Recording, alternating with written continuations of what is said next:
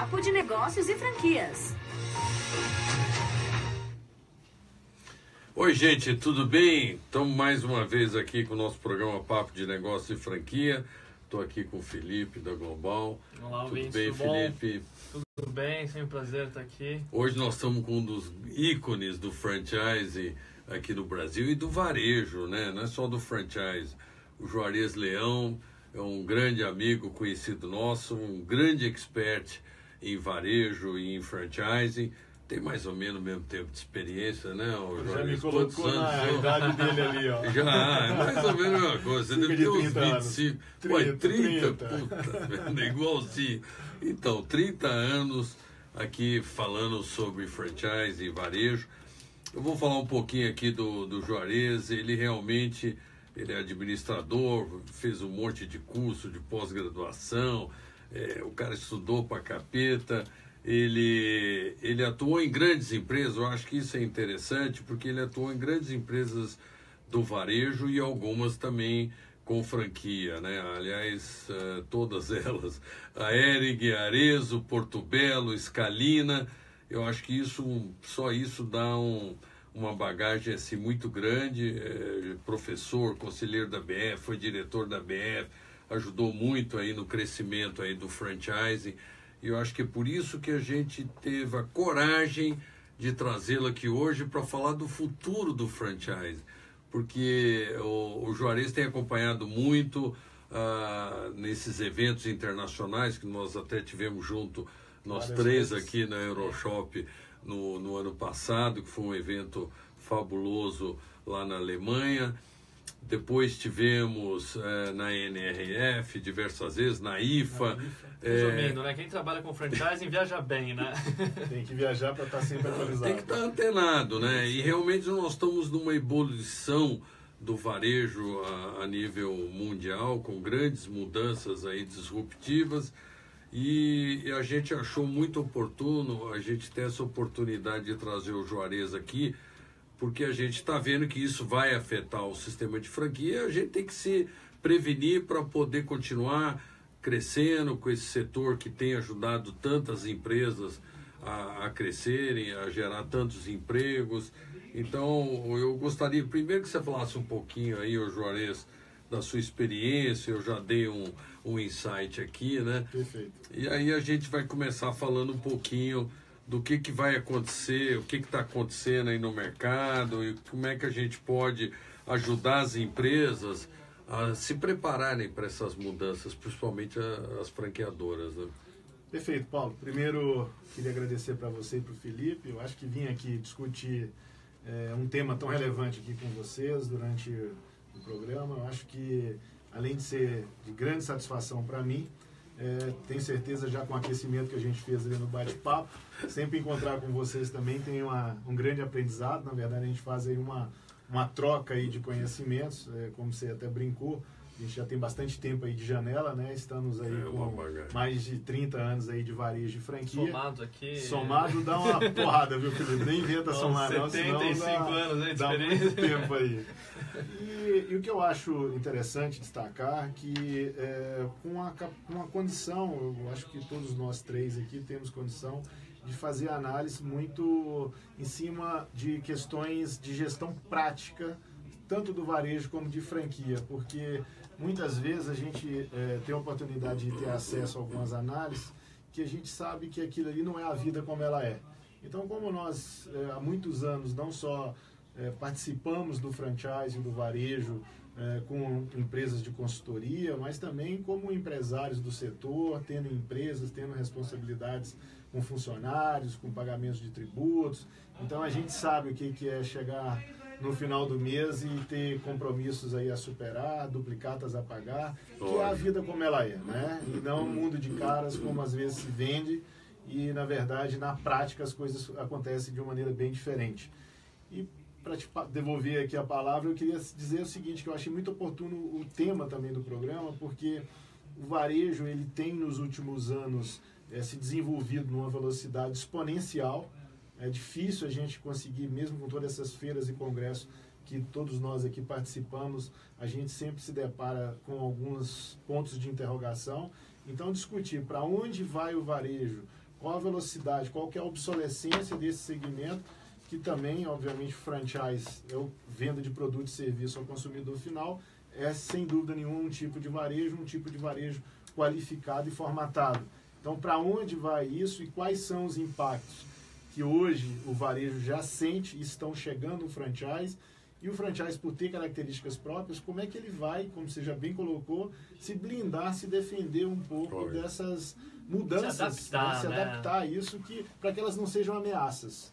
Aí eu acho que o grande ponto nosso aqui hoje é realmente como olhar para isso, tornando essas ameaças até oportunidades. Até oportunidades. No fundo, hoje até coincidiu, a gente teve o pós-IFA, pós-NRF, né? Não pós-IFA, pós-NRF feito pela ABF hoje de manhã, e no fundo já é uma coisa que a gente já vinha acompanhando, que está se acelerando, essas grandes mudanças, principalmente com as novas tecnologias que vão entrando e vão forçando o varejo a se adaptar, e com a força da internet, com a força de empresas que nem da Amazon, celular, smartphone, tudo isso está mudando o comportamento do consumidor, né? Exatamente. A incógnita que fica é como a maneira dele comprar, né? Vai se adaptar a isso, né? E no fundo a gente já nota que a gente já vinha notando que muitas empresas franqueadoras, elas nascem com um sucesso, elas crescem com aquele sucesso e elas têm uma tendência a se acomodar, que é natural de toda a empresa. Isso já é um problema que já acontece. Agora, com as novas tecnologias e novos canais de venda, que o consumidor hoje tem uma opção, ele realmente está soberano na opção de compra. O que você viu lá na NRF, na Euroshop, hoje a gente viu na pós-NRF, o que você sente que pode impactar mais o sistema de franquia? Eu acho que a gente podia discutir isso e ver como é que as franquias têm que se preparar, os franqueadores, para poder se adaptar a essas mudanças radicais, né? Perfeito. Olha, Paulo, eu acho que o primeiro ponto de atenção é que numa rede de lojas próprias, quando se retorna de um grande evento como esse da NRF, a gente retorna impactado com tudo que a gente vê lá fora. E chegando aqui no Brasil, já na primeira segunda-feira após o retorno da viagem, a gente começa a colocar em prática seu to-do list ali, todos os pontos que você acha que são importantes, que sejam trabalhados de imediato dentro da sua organização. Isso se faz numa rede de lojas próprias. Em se tratando de uma rede de franquias, é um pouco diferente. Você tem que voltar da viagem, fazer sua lista, olhar no seu calendário quando você vai ter uma convenção mais próxima, para você convidar seus franqueados para participar de um evento onde você vai tentar convencê-los de que algumas mudanças são necessárias no modelo de negócio, algumas tecnologias são necessárias que sejam implantadas de imediato, para a partir daí você ter um ok deles, e a gente sabe muito bem, com a experiência que temos, de que muitos que inclusive concordam com a introdução dessas tecnologias, muitas vezes concordam ali durante um momento de convenção, e depois quando você vai pedir seu consultor de campo para fazer uma visita em campo, aquilo não está realizado, não está executado. Então o que me questiono muito é o seguinte: nós estamos diante de um ponto, que é um ponto de muita atenção, que os franqueadores e também os franqueados, eu sugiro que tenham, que nós estamos falando de um ponto que é a velocidade de transformação. Como nós falamos ainda há pouco, a tecnologia está cada vez se desenvolvendo em velocidades cada vez maiores. E, ao mesmo tempo, a condição de introdução dessas mudanças numa rede de franquia, a meu ver, elas têm ficado cada vez mais complexas, mais complicadas, porque a questão de alinhamento de pensamento, a questão de dificuldade do franqueado muitas vezes perceber, e sem dúvida nenhuma, no ambiente de crise, por que não também destacar a dificuldade financeira de se fazer esses investimentos. Muitas vezes exige investimento, lógico, a maioria exige investimento. O franchising, você acha que o franchising ele é lento nesse quesito, porque ele tem, às vezes, centenas de stakeholders numa Ele tem numa um rede. elo, né, Felipe? Ele tem claramente um elo adicional nessa cadeia, que é a história de você ter entre ali a ponta e a operação franqueadora, um franqueado que é um empresário, não é um empregado, não é um funcionário. Próprio negócio, tem né? que exatamente fez um investimento em suas economias, muitos deles, inclusive, você já cansado de fazer entrevista para candidatos à abertura de loja, a gente escuta muito coisas do tipo: eu resolvi montar o meu negócio porque eu não aguentava mais receber ordem do chefe. E, de certa forma, ao entrar num segmento de franquia, mesmo sendo uma situação diferente, mas existe sim uma relação ali entre franqueado e franqueador, que ele tem que observar suas normas, suas orientações dadas pelo franqueador. Pode não ser uma ordem direta, mas tem regras que têm que ser cumpridas, né? No fundo, eu vejo dois caminhos que a gente tem que discutir aqui. O primeiro é com relação a canais. Porque a franquia é um canal de distribuição. E a gente está vendo que hoje, a gente já vinha ouvindo falar de Omnichannel nos últimos anos, mas hoje eles falam até de One Channel, que não importa onde o consumidor entrar, ele tem o direito de escolher aonde ele vai comprar, aonde ele vai entregar, aonde ele vai receber, onde é que ele vai trocar. Quer dizer, tem que haver um conjunto de forças aí aliadas ao consumidor. E a franquia é um sistema aí bastante rígido nesse sentido, que tem que se adaptar a isso. Eu acho que essa é a primeira coisa, porque a outra é a tecnologia que a gente pode discutir depois. Tem um outro fator, né? Aqui a tributação é complicada. Se você vai pensar fator fiscal. no Omnichannel aqui, o cara vai comprar no e-commerce, retirar numa loja e trocar na outra loja. São 3 empresas diferentes. Entendeu? Então, além do franchise já ser rígido, aqui no Brasil tem esse fator. Complicador. Complica mais ainda. E tem mais um ponto que eu gostaria de aproveitar a oportunidade e expressar aqui uma leitura que eu tenho a cada ano que frequento esses eventos internacionais. Eu tenho observado que esse problema, inclusive, está se agravando. Porque como tem muita novidade, muita coisa que realmente encanta, a gente observa que tem, principalmente quem não tem muito a prática de negócio, quem às vezes está muito mais só ligado à parte mais teórica de gestão de varejo e de franquia, a gente vê muita gente voltar lá de Nova York, da NRF, meio embebedados com a tecnologia, com essa revolução do varejo que nós estamos falando, e começam com algumas palestras aqui no Brasil, às vezes pregando uma catástrofe como se isso aqui fosse uma terra arrasada, e que agora qualquer loja que não tiver com integração plena, Omnichannel Plus Advanced, que o negócio está fadado ao total insucesso de imediato, e que a loja física da maneira tradicional vai acabar, que não sei o que, essas coisas que a gente está cansado de escutar. Só que eu acho que vale a pena destacar que mesmo lá nos Estados Unidos, mesmo durante a NRF, eu tive a oportunidade de 16 anos consecutivos à NRF, e o que mais me surpreende lá é que tudo que você escuta ali nas grandes palestras, nas grandes sessões, nas grandes plenárias, eu de curioso, eu sempre saía dali e ia direto visitar a loja daquele CEO que estava ali palestrando. Né? Então, já começa que tem uma diferença abissal entre o que é falado nas palestras no Congresso e o que é praticado pelo próprio varejo americano. Essa era até uma das minhas próximas perguntas. Como você vê todas essas novidades em feiras sendo aplicadas no varejo efetivamente? Porque uma coisa é a teoria, o que o pessoal prega, e outra coisa é o que é a vida como ela é. Exatamente, na loja ali, mesmo nos Estados Unidos ou na Europa, o que está acontecendo ali? Pois é, então, o primeiro ponto que eu destaco é isso, é a diferença absurda entre o discurso, a teoria, o verbalizar e a prática dentro mesmo naquelas organizações americanas que estavam ali participando e discussando na NRF. Segundo ponto que eu queria também destacar é que às vezes é feito um carnaval em cima de uma loja que foi instalada em Nova York, em Manhattan, de uma rede que às vezes tem 1.000, 2.000, 3.000, 4.000 lojas, e fez uma única loja conceito, onde ela aplicou até aquela tecnologia. E aí muita gente pega e visita só aquela loja e chega aqui falando que a rede tal implantou nos Estados Unidos todo esse conceito de omnichannel, de integração de canais, que a gente sabe que também não é verdade. Porque na verdade, o que acontece ali é uma loja que às vezes é uma pop-up store, tem data marcada para abrir, para fechar, e como se aquilo ali já tivesse sido totalmente absorvido por aquele grande varejista americano. Então, assim, eu acho que eu recomendo... é a sinalização de um caminho. De um caminho, de uma tendência que tem que ser observada. Eu sempre digo que tome cuidado ao retornar de lá e realmente fazer uma análise muito crítica do que vai, de fato, agregar valor no seu negócio, do que, de fato, muito mais do que um modismo, é um caminho, igual você está falando, né, Paulo? Que é um caminho de mudança, de transformação, que realmente, se você não pelo menos se atentar para essa modificação, você pode vir a ter sérios problemas no futuro. Mas não achar que o fato de eu não ter uma certa tecnologia na minha loja ou na minha rede aqui no Brasil, que é algo que me coloca numa situação totalmente fora do jogo. E temos que lembrar muito claramente que o franchise nada mais é do que um varejo formatado, um varejo de sucesso, um varejo testado e aprovado e que normalmente até usa mais tecnologia do que o varejo tradicional.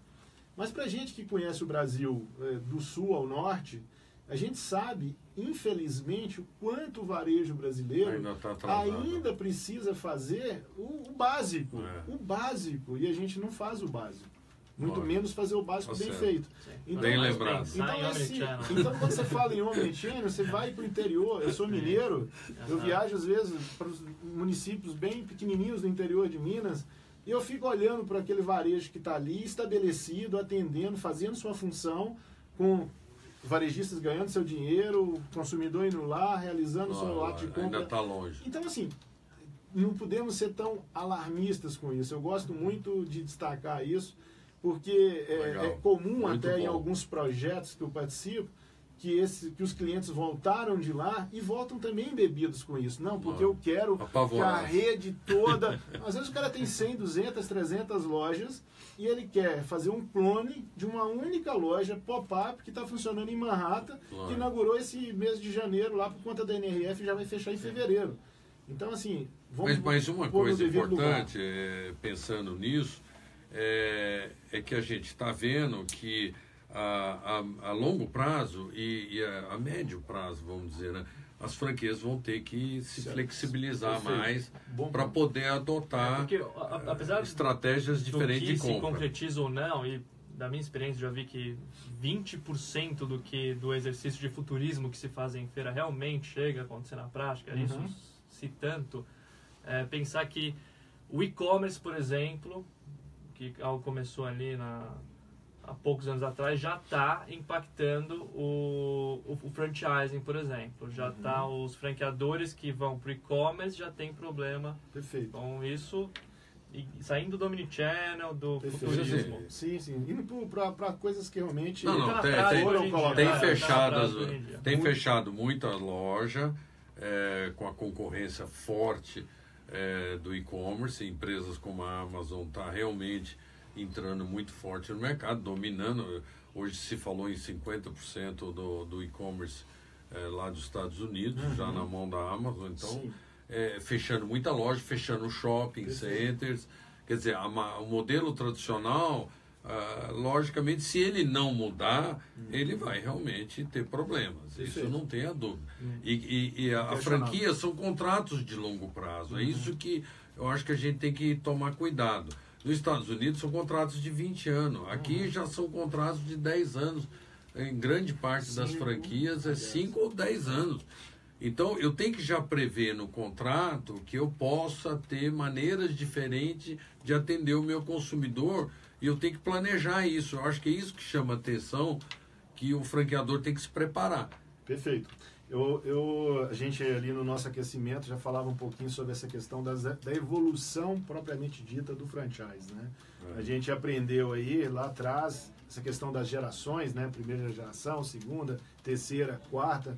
A cada vez aí realmente tem um grande passo aí do franchise se modernizando e se adaptando a todas essas mudanças que nós estamos comentando aqui. Mas eu tenho total convicção que nos últimos anos, principalmente com a entrada desse consumidor que pensa diferente, que depois a gente enxerga esse consumidor e ele descrevia a maneira como ele encarava o franchise e como é que ele praticava o franchise na sua organização, e eu posso te assegurar que é algo totalmente diferente do que a gente aprendeu e muito do que se vê no franchise. Então é um franchise muito mais liberal, é um franchise muito mais próximo franqueador, franqueado, é um franchise com mais liberdade para se criar junto, um franchise com muito menos flexível. Amarras, mais flexível. Então é impossível em algo duro em algo que você tem que ficar rigidez total, inclusive buscando manter os franqueados até em função de cláusulas contratuais, em função de cláusulas de não saída da relação franqueado-franqueador, eu acho que isso está muito superado. Eu acho que aí sim, eu acho que é onde o franchise pode olhar para essa evolução que já verdadeiramente existe em países onde o franchise está mais desenvolvido, como é o caso dos Estados Unidos, se espelhar um pouco nisso para começar um processo de mudança aqui no Brasil. Concordo. E o momento, eu acho que foi muito bem colocado por você, o momento de comunicar isso é igual ao casamento. É na hora que você está fazendo o contrato ali, o compromisso. Ou seja, eu estou apresentando a minha franqueadora, olha, meu nível de flexibilidade aqui é este. E nosso negócio, ele vai ter que passar por transformações ao longo aí dos 5 anos ou 10 anos de contrato, e fique feliz eu já estar te avisando que nós teremos essas transformações, porque se elas não ocorrerem, é um negócio que vai estar fadado ao insucesso e vai morrer ali na frente. Porque qualquer negócio de varejo, e franchise, como a gente sabe, é varejo, ele não pode ser estático. Então, e tem algumas quase que garantias que às vezes o franqueador dá ao franqueado, que talvez com 1, 2, 3 anos adiante, isso vai ter que ser revisto. Vou dar um exemplo prático. Existem redes franqueadoras que muitas vezes não exigem do franqueado o estoque na loja. Às vezes tem franqueadoras que a loja é um showroom de venda. Sim. Só que num determinado momento pode chegar à conclusão que isso não é viável mais, porque com toda essa transformação que nós falamos. E aí ele quer mudar isso, falar agora você vai ter que ter plano de suprimento, você vai ter que ter um estoque local, você vai ter que também fazer um investimento, você vai ter que ter capital para adquirir esse estoque, ou seja, ou às vezes até casando a estratégia de e-commerce com a própria loja, usar o estoque do franqueado. Hoje nós estamos vendo que isso tem um custo bem menor para a empresa quando ela usa o estoque do franqueado. Mas isso eu acho que é importantíssimo. Então, nós que somos consultores e os advogados que estão nos assistindo ou nos ouvindo aí, tem que se precaver, porque eu não vejo ainda o pessoal pensando assim. Então, eu estou fazendo contratos exatamente como vinha fazendo nos últimos 10 anos. Eu acho que tem que mudar. Os contratos têm que ser mais abertos, tem que abranger essas nuances aí. E aí tem que ser estudado muito isso pensando no futuro. E não só no futuro, tem que pensar no passado, nos contratos que você já tem vigente, né? Perfeito. Que eu acho que essa é a discussão, acho que é a mais difícil, porque às vezes você já tem contratos rígidos vigentes, você precisa fazer uma mudança, uma renovação, e por mais que você melhore dali para frente, tem os para trás. A gente vê casos, por exemplo, franqueadoras no passado que precisavam ter 1000 unidades para se pulverizar e chegar no seu público-alvo, com a internet agora elas não precisam mais. E agora que ela já tem 1000 unidades, 2.000 unidades, o que ela faz? Você vê que nós conversamos antes aqui do programa, que se isso não acontecer, o que vai acabar acontecendo é que os grandes franqueadores, para poder resolver o problema, vão comprar as unidades franqueadas. Para ter essa flexibilidade. E aí isso aí mata a franquia. Então, a franquia tem que se adaptar aos novos tempos, e aí o franqueador, logicamente, vai continuar utilizando o capital, o trabalho, que é muito bem feito, de franqueados, que tem franqueados múltiplos, que eu acho fantástico. Pois é, mas aí a gente volta de novo para o ponto de como que cada um enxerga a coisa, né? Então, um franqueado que antigamente, quando ia buscar uma franqueadora para adquirir um negócio, ele buscava uma franqueadora que tinha arredondado perfeitamente o negócio, usando a linguagem nossa aí de consultoria, que tinha uma célula perfeita, que poderia sim ser clonada em diversos locais do Brasil ou mundo afora. E era isso que ele estava comprando, e o desejo dele é que nos anos seguintes se mexesse o menos possível para não modificar algo que ele tinha comprado ali atrás. E hoje, a dica que nós, em outras palavras, nós três estamos dando aqui para quem nos ouve e tem interesse de ser franqueado, o que ele tem que buscar não é o negócio perfeito, é a franqueadora que tenha um modelo de gestão perfeito, que possa a cada dia se adaptar melhor a todas essas mudanças de mercado, reinventando aquele negócio a cada dia. Então, aquilo que muitas vezes eles até hoje enxergam como sendo um problema, eu comprei a franqueadora agora quer mudar para B. Eu sempre falo, quando eles me trazem essa situação, eu falo, meu amigo, que bom que a franqueadora está tendo a iniciativa de mudar o modelo de negócio. Colocou muito bem, não? Então, aí, quando você pega a franqueadora que tem essa capacidade de fazer uma atualização constante, desde a sua gestão de marca, gestão de canal, desenvolvimento de produto e até mesmo dos seus conceitos de franchise, é essa franqueadora que eu deveria abrir o negócio. E aí sim, ter a tranquilidade de eu poder tocar localmente o negócio, operar a loja no mercado onde eu fui escolhido e para que eu operasse aquela marca, sabendo que eu vou ter um franqueador que vai estar muito atento a todas essas modificações que nós estamos falando aqui e irá fazer as atualizações e ajustes necessários para o negócio, fazendo com que eu sempre tenha, não é que quando eu comprei, eu entrei no negócio de sucesso, mas que eu sempre esteja no negócio de sucesso. Acho que você falou bonito. Você foi super feliz, muito até gravar bom. esse trecho e pôr na capa ali do nosso vídeo. Trazer o Juarez aqui. Agora, olha, nota 10. A outra coisa que eu estava falando é com relação às inovações tecnológicas, que aí eu acho que é um outro problema, que eu acho que esse é mais fácil de solucionar por parte do franqueador. O que a gente está vendo é que as tecnologias que eliminam atritos na relação consumidor com a loja, eu acho que tem que correr para tentar aplicar isso o mais rápido possível, porque o atrito tem sido o maior responsável por fazer o consumidor usar outro canal, principalmente o canal internet. Quando ele sente que tem atrito, ou ele troca a unidade ou ele vai buscar um outro canal de compra. Perfeito. E a outra coisa é a história de criar a experiência na loja, que é onde você se defende como loja física, fazendo com que o consumidor tenha vontade de ir viver aquela experiência na loja. Não é isso? Eu acho que é bem isso. Falando de tecnologia. E aí, você usou uma palavra aí que hoje realmente tem que ser um foco muito grande, estar muito atento em relação à trilha do consumidor. Né? Se fala muito disso hoje, até para minimizar os atritos no ponto de venda. Depois eu quero abordar isso.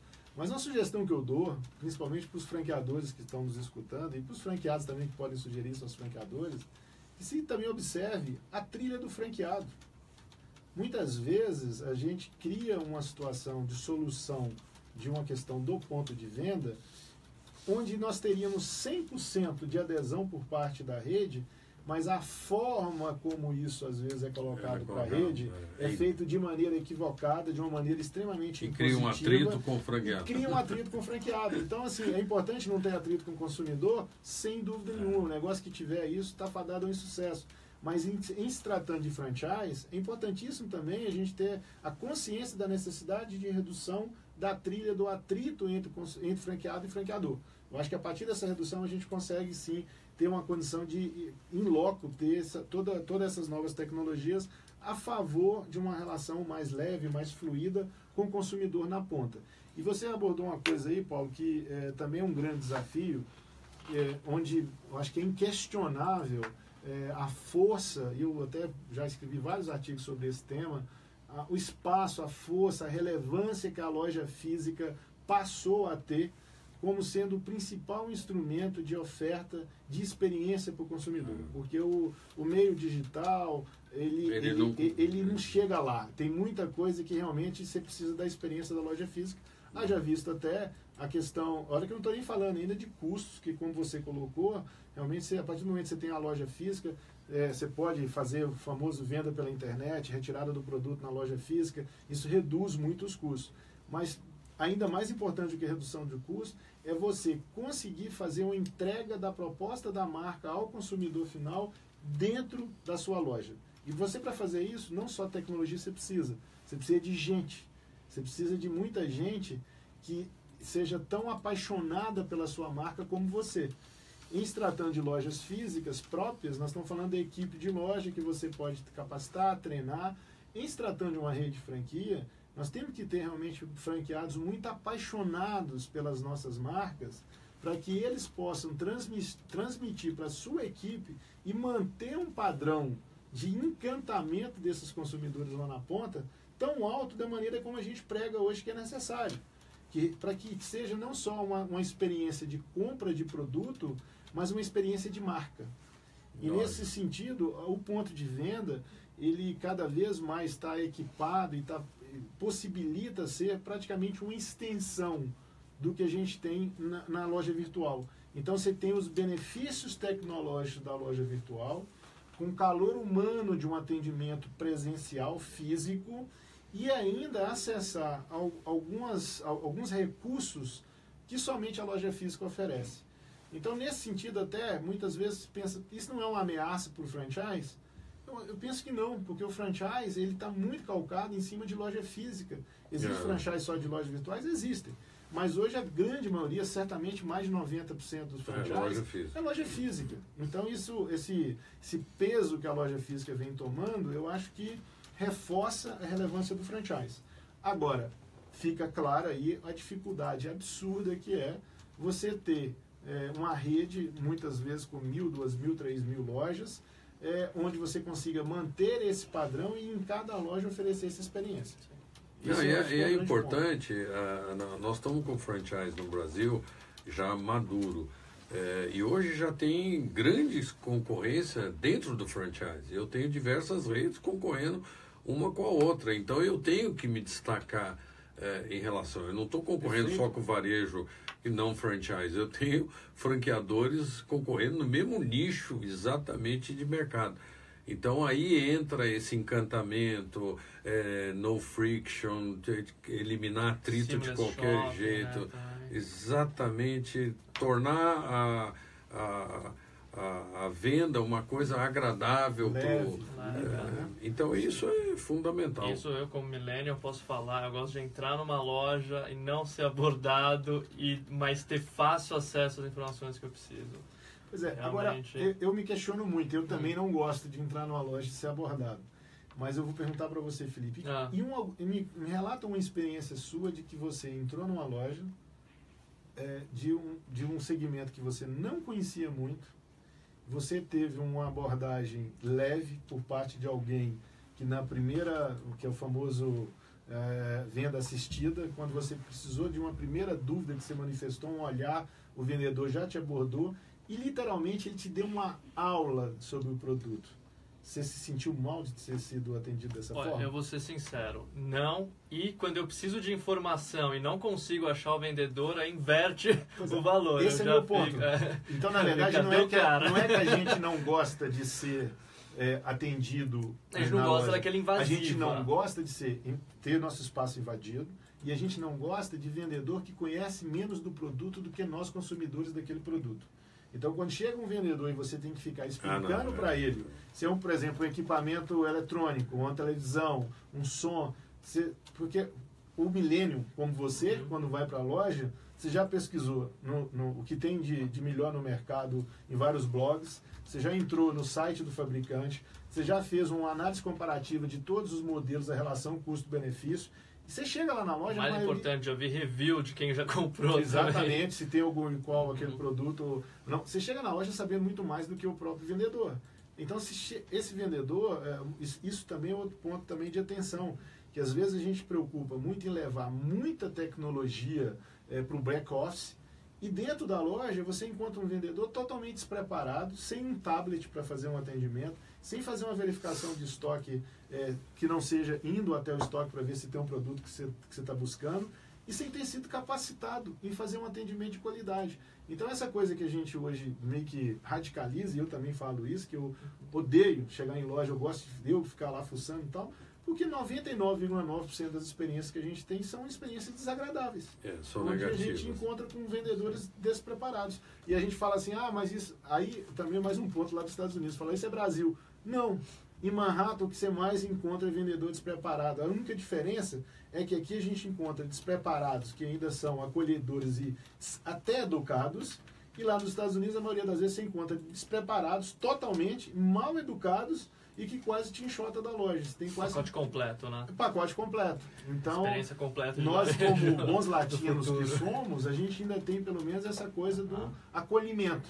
O vendedor, por mais mal preparado que ele seja, ele espera-se que ele tenha tido ali um tipo mínimo de educação até em casa, que ele também consegue receber bem as pessoas.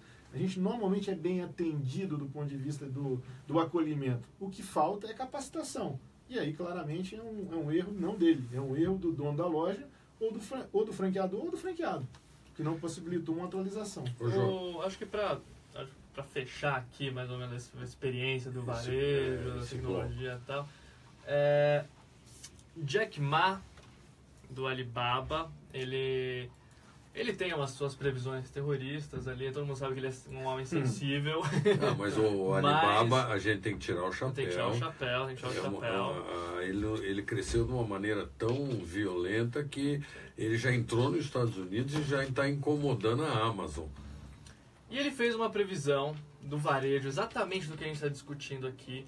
Ele falou que nos próximos anos o varejo físico vai sofrer muito. Momentos tenebrosos. Essa é exatamente. Eu acho que já está acontecendo, viu? Você concorda, discorda, acha que não é para tanto? Olha, como... Tremendo, né, Paulo?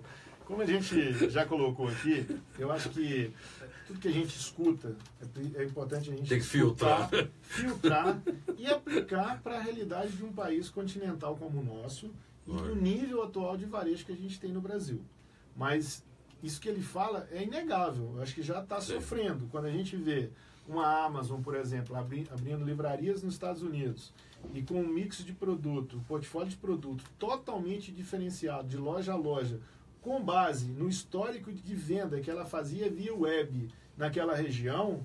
Então, assim, como que um varejista que não tem isso vai lutar contra isso, entendeu? Então, pensando que a Amazon já detém há anos, né? Há anos. Imagina o histórico Big Data que ele tem.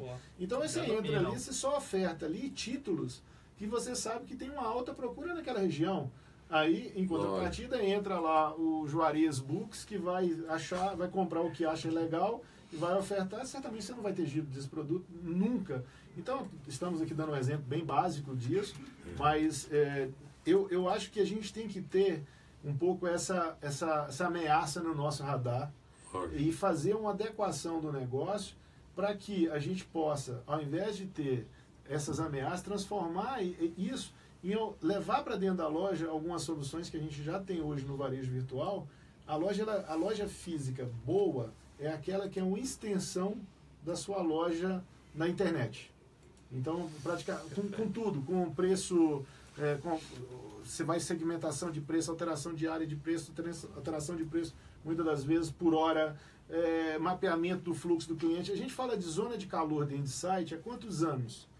E no Brasil, eu pergunto para vocês, qual é o varejista que tem o mapa de calor, de zona de calor de sua loja e trabalha mix de produto, posicionamento de equipe, displayagem com base no seu mapa de calor, que nada mais é do que nem uma boa parte dos grandes varejistas.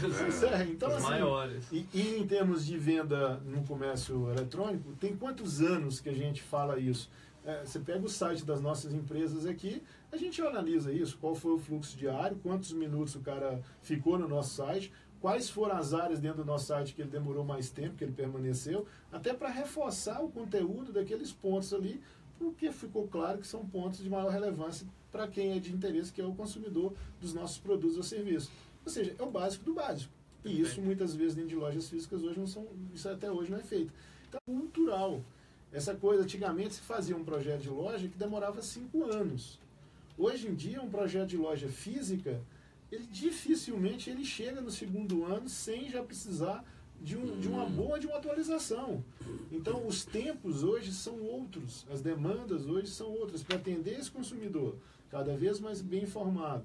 Onde, quando ele decidir, nós temos que ter um arsenal realmente de coisas funcionando bem e ao mesmo tempo, para dar essa opção para ele, que pode ser via loja virtual, pode ser via loja física, pode ser via catálogo, pode ser via porta a porta, pode ser via integração total disso, compra nenhum, retira no outro.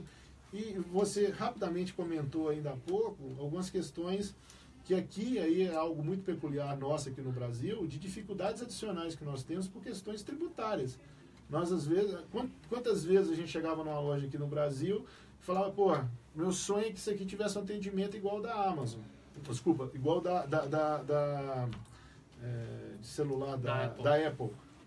Mas, cara, não tinha já tecnologia para isso há muito tempo. Nós temos. Mas quando a gente poderia fazer um esquema de atendimento com questão de fiscal, da maneira como a Apple sempre fez e faz nos Estados Unidos? Então, essa transformação da loja física em algo que vem atender todos esses anseios do consumidor é um desafio enorme e acho que não é só... ele é puxado pelo consumidor, o consumidor está liderando essa transformação, mas todos os stakeholders, desde os varejistas, franqueados, franqueadores, e por que não dizer, a gente também está fazendo um trabalho junto ao Ministério da Indústria e Comércio em Brasília, via a Associação Brasileira de Franchise, para que a gente tenha por parte também do governo uma atenção para a necessidade de, usando o termo que você usou, Paulo, de deixar também um pouco mais, não tão engessado as nossas questões tributárias aqui. Não estou aqui dizendo que todo mundo aqui está querendo pagar imposto.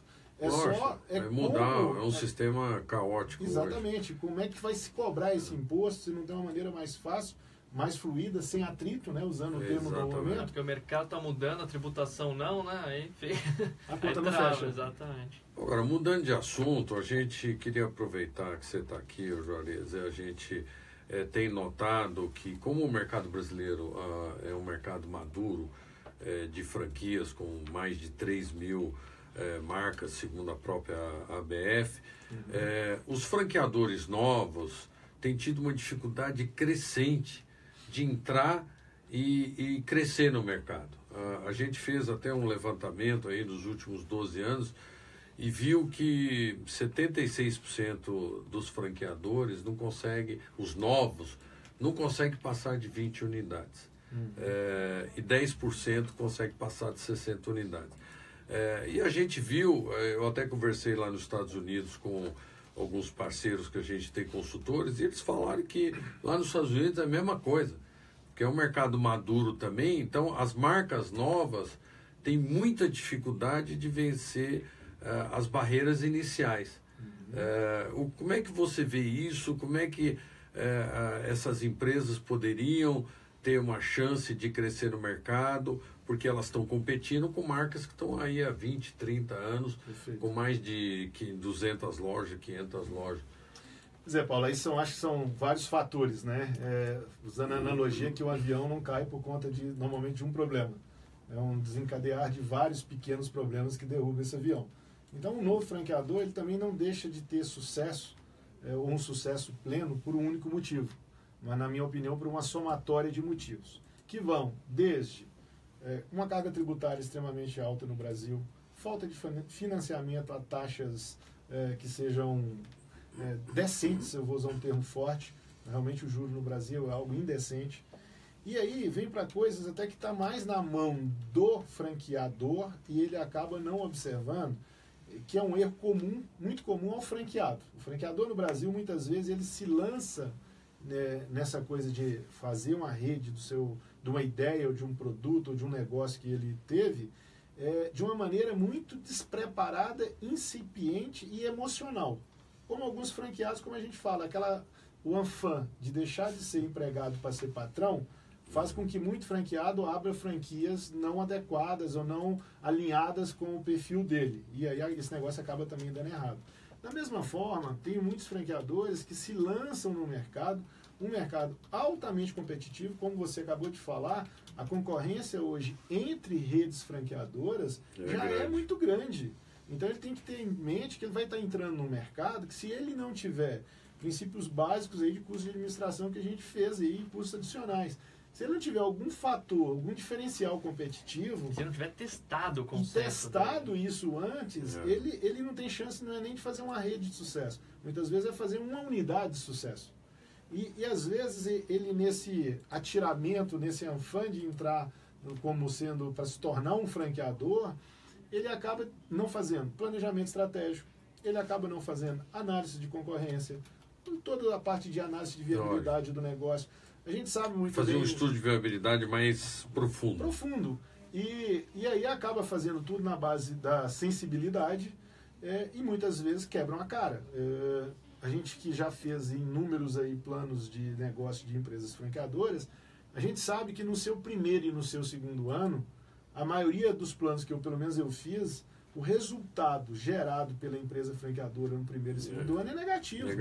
Então você tem uma necessidade de colocar capital. E aí o que ele faz? Ele gasta o dinheiro dele todo, muitas vezes, estruturando ali a primeira ideia do negócio.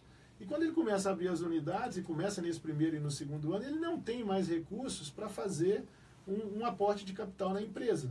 E aí que vai para o mercado financeiro, se endivida, pega dinheiro a custo caro, e muitas vezes um negócio que poderia ser um baita negócio de sucesso é fadado ao insucesso.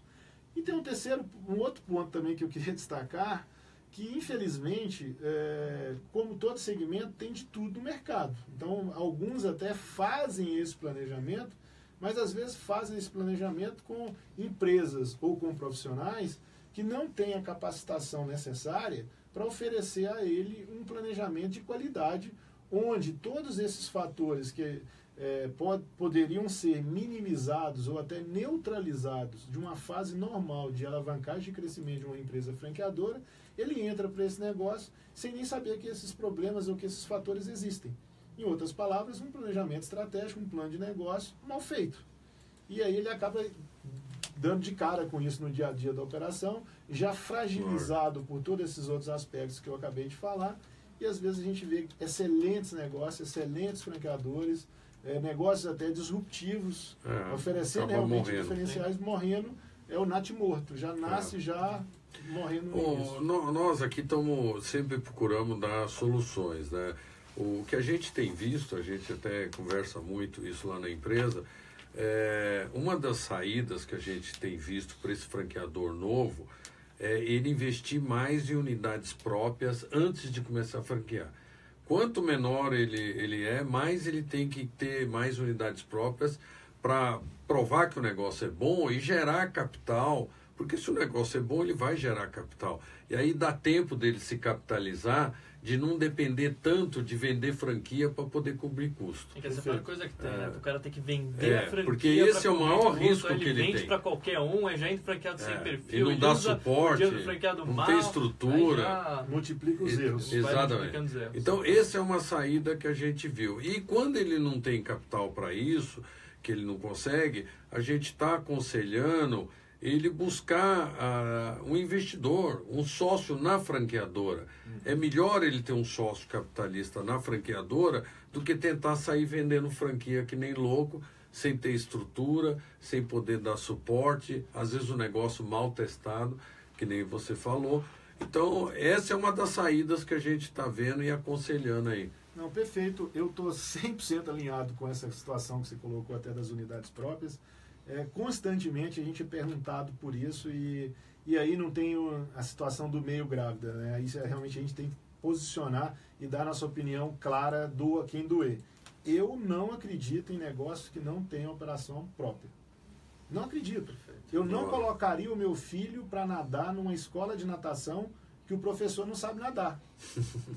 É como um franqueado. Esse é um bom exemplo. É um franqueado que entra numa rede que o franqueador teve uma excelente ideia e não testou essa ideia em momento algum, tem uma série, por melhor que ele seja, eu não acredito que ele conseguiu imaginar todos os possíveis problemas que um operador teria daquela ideia dele. Porque, na verdade, ele não é operador de negócio, ele teve uma ideia. Quem vai operar o negócio vai ser o franqueado que vai abrir a primeira unidade daquele negócio que até então não existia. Então, o franqueado vai assistir na pele de forma empírica tudo que pode acontecer, todas as variáveis podem dar ele vai ser ali o boi de piranha, né? E a segunda coisa que eu vejo que em relação a essa questão aí de operações próprias é que você precisa ter um local para você ir arredondando essa célula. A gente usa tanto esse termo que franchise é clonagem de uma célula perfeita. Então você tem que operar até para que você também tenha legitimidade perante os demais franqueados da rede. Quantas vezes eu já escutei coisas do tipo, você está falando para eu fazer isso, mas você não sabe o que é operar uma loja aqui na ponta. Perfeito. Então você tem que operar um negócio, você tem que, quando levar uma sugestão para o seu franqueado, até ter testado já na sua unidade própria e já dizer a ele o seguinte, olha, o caminho é por aqui, você vai fazer isso, no início vai acontecer isso, mas já a partir do segundo dia você já vai ver que começa a funcionar melhor. coisas simples às vezes. Às vezes a maneira de você arrumar a loja, uma loja de moda, de roupa, você vai arrumar por tema, você vai arrumar por cor, por ocasião de uso, você pode arrumar de várias formas. Cada uma dessas formas, como tudo na vida, tem bônus e ônus. Como é que você vai orientar seu franqueado se você não testou isso num laboratório que teria que ser sua unidade própria?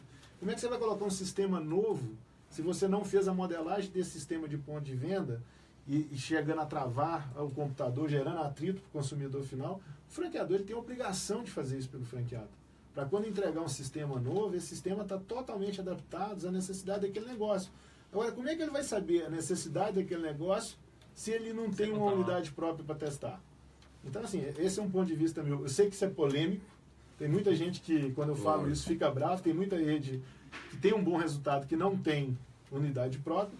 Mas como eles já tiveram unidade antes, né? Tem muita desse pessoal fala que ele é pure player, não é só franqueador. Mas ele chegou lá, ele teve a unidade própria, teve várias unidades próprias, cresceu a marca, chegou a 200, 300 franquias depois. E além disso, né, Felipe, quando eu falei, tecnicamente não é indicado, e eu disse que eu não abriria enquanto investidor. Agora, tem gente que gosta de viver perigosamente, né? Bom, eu acho que foi fantástico. Eu queria agradecer muito a sua presença aqui, ô Juarez. E realmente ficou claro que o franchise ainda tem muito futuro, basta a gente se preparar para isso. E a única certeza que a gente tem é a mudança, né? Se preparar para as mudanças que vão vir por aí.